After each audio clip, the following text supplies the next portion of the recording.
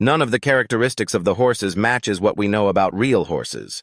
Their heads are like the heads of lions.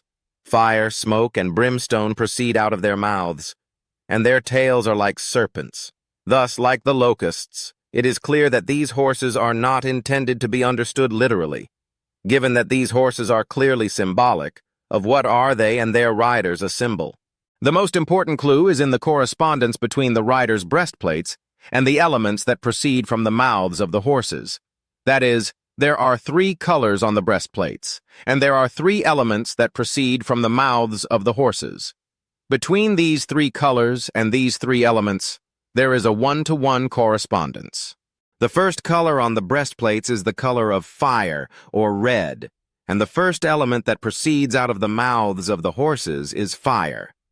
The second color on the breastplates is the color of hyacinth, or blue, and the second element that proceeds out of the mouths of the horses is smoke. And the third color on the breastplates is the color of sulfur brimstone, or yellow, and the third element that proceeds out of the mouths of the horses is sulfur brimstone. Of these 3 correspondences, the first and third require no commentary. However, it is perhaps surprising that the element of smoke is associated with the color of hyacinth, or blue, rather than with the color of black or gray. However, many commentators have noted that sulfur releases a blue smoke when it is burned.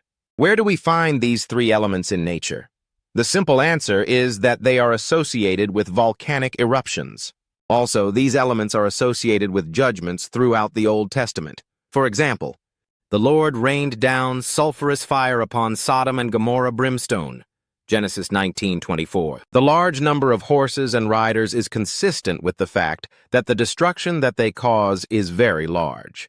And a volcanic disaster would cause both death and injuries, which is why the horses have heads with the mouths of lions, by which they cause death, and tails like serpents, by which they cause harm.